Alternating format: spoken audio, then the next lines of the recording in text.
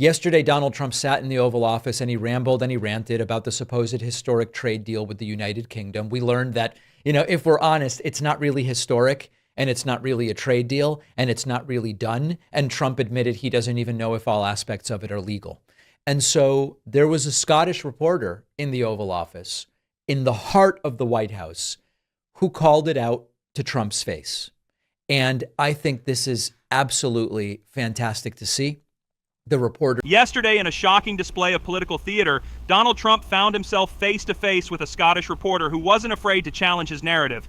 As Trump spun tales of a historic trade deal, the reporter cut through the smoke and mirrors, exposing the flimsy reality behind the facade. This isn't just a moment of journalism, it's a wake-up call for all of us.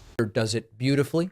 Trump, of course, opens with vague nonsense, as he always does, but the reporter had the testicular fortitude to say, aren't you overselling this? Aren't you overstating the reach and the significance of this deal because things are difficult right now and you need to contrive a victory? This is now my words. You need to contrive a victory because you desperately need it. Good job here. Take a listen to this. James Matthews from Sky News. Yes. Can I ask, why Britain and why now? And you've described this deal as a full and comprehensive deal, and yet we've just heard from Mr. Mandelson, it's the end of the beginning. Clearly, there's much more. This is a brave question that cuts straight to the heart of manipulation. The reporter's words remind us that in a world filled with political bluster, clarity is a rare gem. This isn't just about Trump, it's about the elite's continuous effort to distract us from the truth. More work still to do. With respect, are you overstating the reach and significance of this deal because you're a president who needs a result at a difficult time? Brilliant question. And the answer is yes. But now let's hear Trump's answer. I think that it's a great deal for both parties. It's for us. We're opened up. I didn't know how closed it was. Quite closed, the market, as you know, the UK. And it opens up a tremendous market for us. And it works out very well, very well. And a lot of assets. You see the chart. And those are tremendous assets. But we've hand me a Sharpie. I'll make the chart look even better. Been trying, and when you say why us, meaning your country, we've been trying for years, and they've been trying for years to make a deal. Now, I'm sorry to interrupt once more. This question was so on point that it sends Trump into a 3-minute word salad of no meaning at all. That's how to the heart of the matter the question got. Including when I was in the, first term. It would always be people talking, but they weren't getting it done. But for 25 years before that, they were trying always to make a deal, a very significant deal. I actually, until I looked at the numbers, I didn't realize this is a very conclusive deal, but we think we can grow it even from that. But this is a maxed out deal, not like you said it. You said it really incorrectly. You said it nasty. This is a maxed out deal that we're going to make bigger. And we make it bigger through growth.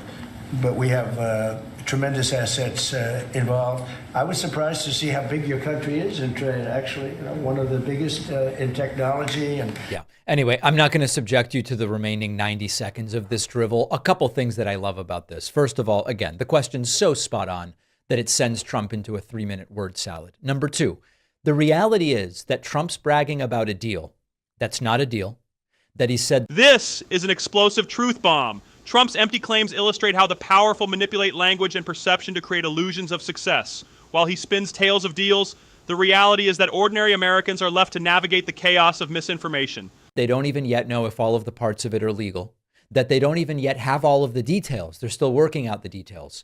And at the end of the day, this entire tariff fiasco is not really about the United Kingdom. The UK is the US's 11th larger trading partner. It represents 3% of US trade, 3%. If I, take off my shoes and start counting this little piggy, that little piggy, I'd still have 97% of American trade not covered by this deal after I count on my fingers and toes the significance of what the trade with the UK is. Now, that doesn't mean it doesn't matter, but it's not statistically significant, and it's also not really a deal. It's the concept of a framework. We're back once again to concepts of a plan, and most of what is part of this framework are things that existed under Joe Biden already.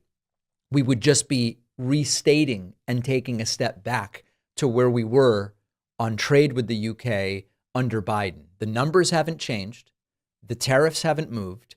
Nothing's been signed. It's sort of vaporware, to use a technology term.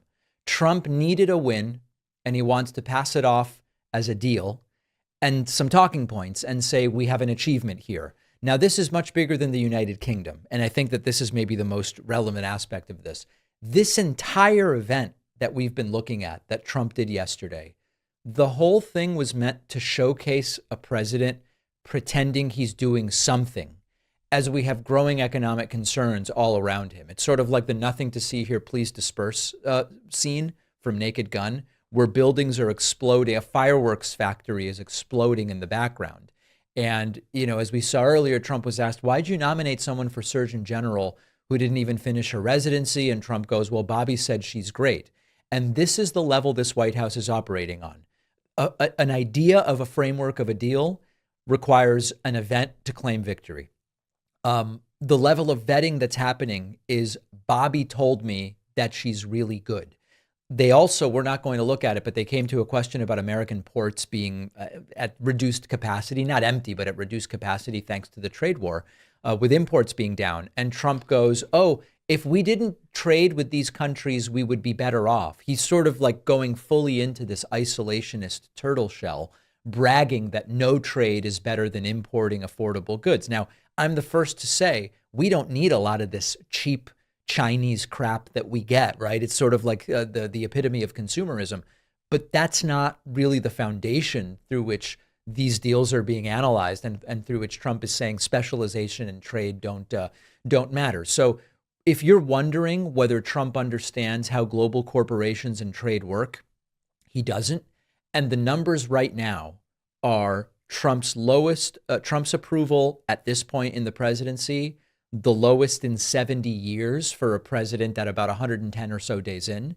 Economic approval in some polls, Republicans now less trusted than Democrats on the economy, not something you typically see. 70% of the country says Trump is not sufficiently focused on lowering prices. 72% of the country believes that this Trump tariff scheme and broader economic approach is going to cause a recession. And meanwhile, we had Q1 GDP down, the first economic contraction in the United States in something like 3+ years. So when a Scottish reporter steps up and calmly asks Trump, are you lying to the American people? The reporter calls it overstating. It's not just a viral clip. It's a journalist doing his job. This is what every single reporter should be doing. This is a call to action for journalists everywhere. We must hold those in power accountable. The reporter's courage to ask tough questions exposes the systemic manipulation at play, reminding us that we must demand honesty from our leaders. Every time Trump's opened his mouth, and when Trump says this is a maxed out deal, we all know there is nothing here. It's the economic equivalent. The moment captured in the Oval Office isn't just a viral clip, it's a reflection of a larger battle for truth in our society. As we dissect this interaction, let's not forget the implications of elite manipulation. We must stand vigilant and question everything. Are we being told the truth? Let me know your thoughts in the comments below.